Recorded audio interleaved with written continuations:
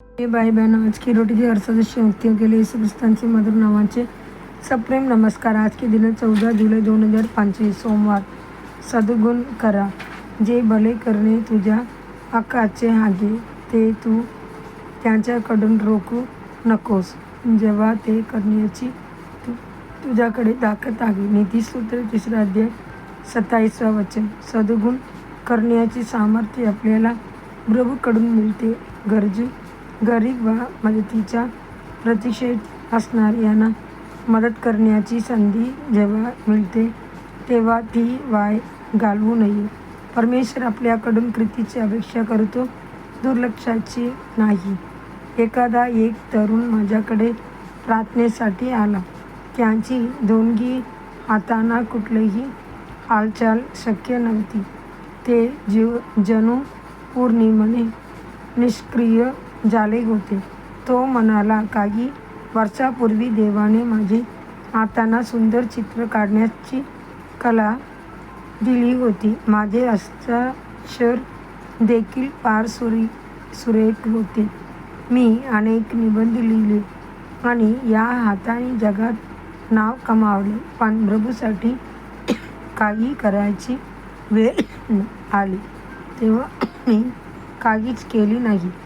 मूर्ख सर्गा, मी माझ्या प्रतिभा लपवून ठेवली। आता माझे दोन्ही हात अकार्यक्षम झाले आहेत। कृपया माझ्यासाठी प्रार्थना करा, ज्यात देव मला बरे करतो, तर मी माझ्या सगळ्या कौशल्याचा उपयोग त्यांच्यासाठीच करीन।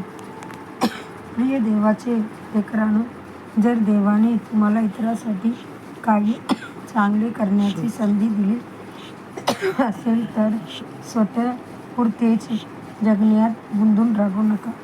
जे तुमच्याकडे मदतीसाठी येतात त्यांच्यासाठी तुम्ही एक आशीर्वाद द्या।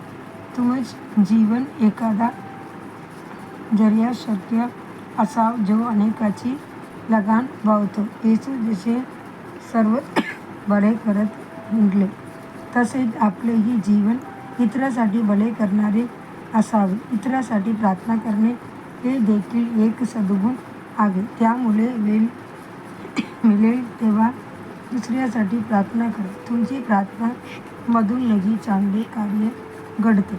सोयीचे असो वा नसो, वचन प्रामाणिकपणे सांगत राहा आणि पापात अडकलेल्या जीवाला वाचवा, हे म्हणजे प्रत्यक्ष कृतीतील भलेपण। भुकेलेल्यांना, आजाऱ्यांना, गरजू लोकांना मदत करा। हे आव्हान केवळ तोडण्याचे नका, म्हणून ते अंतःकरणाने आणि निष्ठेने जगा। देव त्याचे काम पृथ्वीवर विश्वासू सेवकावर सोपवले। बायबल देखील इशारा देतो, जो कोणी भले करणे योग्य आहे ते जाणतो पण ते करीत नाही, त्याच्यासाठी ते पाप आहे। याकूब अध्याय 4:17 वचन। आपण ज्या प्रभूची उपासना करतो तो स्वतःच सर्व भल्याच्या स्रोत आहे। प्रत्येक चांगले आणि परिपूर्ण देणारी त्याच्याकडून येते।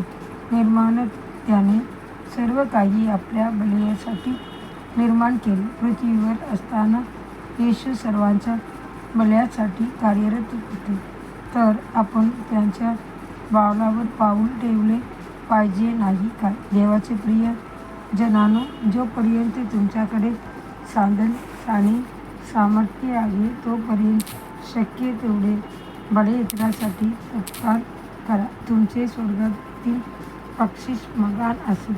पुढील चिंतनार्थ वचन। प्रभूवर विश्वास ठेवू आणि भले कर, देशात राहा आणि विश्वासाने उपजीविका कर। स्तोत्र 27 अध्याय 3 वचन। आजच्या बायबल वाचन सकाळी स्तोत्र 10 अध्याय 11 अध्याय 12 अध्याय। संध्याकाळी प्रसिद्धाची कृत्ये 19 अध्याय 1 ते 20 वचन। धन्यवाद। 20 वचन।